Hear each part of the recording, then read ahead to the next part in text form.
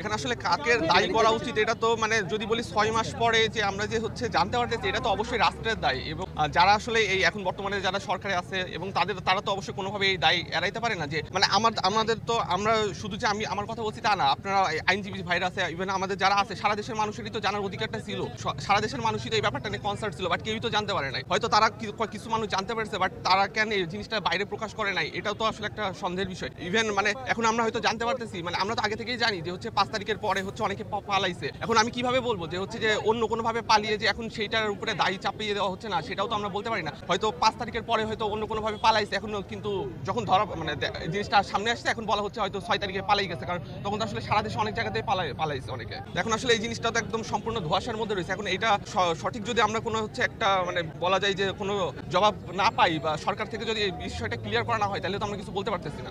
এই ব্যাপারটা আসলে বললাম যে হচ্ছে আমরা এখনো পুরো বিস্তারিত বিষয়গুলাই জানি না যে অ্যাকচুয়ালি কি হয়েছে বা কি মানে কিভাবে এখন কি করবো আমরা সামনে, এটাও আসলে আমরা এখনো আলোচনা করি না। আমরা তো হুট করে আসলে মানে এটা পরবর্তীতে জানানো হবে। আসলে ন্যায় বিচার আমরা সবসময় চাই যে ন্যায় বিচার হোক, কোনো মানে কারোর সাথে কোনো অন্যায় না হোক, এটা আমরা সবসময় চাই। আমরা প্রথম থেকেই চাচ্ছিলাম যে যত দ্রুত সম্ভব রায়টা যাতে কার্যকর হয়। ইভেন এই রায়টা তো প্রথম মানে আসছে তো সেই 2021 সালের 8 ডিসেম্বর, এখন তো 2025 সাল। আমরা সবসময় চাইতেছি যে দ্রুত কার্যকর হোক, কিন্তু এখন যে মানে যে জিনিসটা আর কি হইলো যে হয়তো খুব শীঘ্রই হয়তো রায়ও আসবে একটা হাইকোর্টের, কিন্তু এর মধ্যে যদি একজন পালিয়ে যাচ্ছে এটা তো আসলে লজ্জাজনক আমাদের সবার জন্যই, মানে রাষ্ট্রের জন্যই লজ্জাজনক।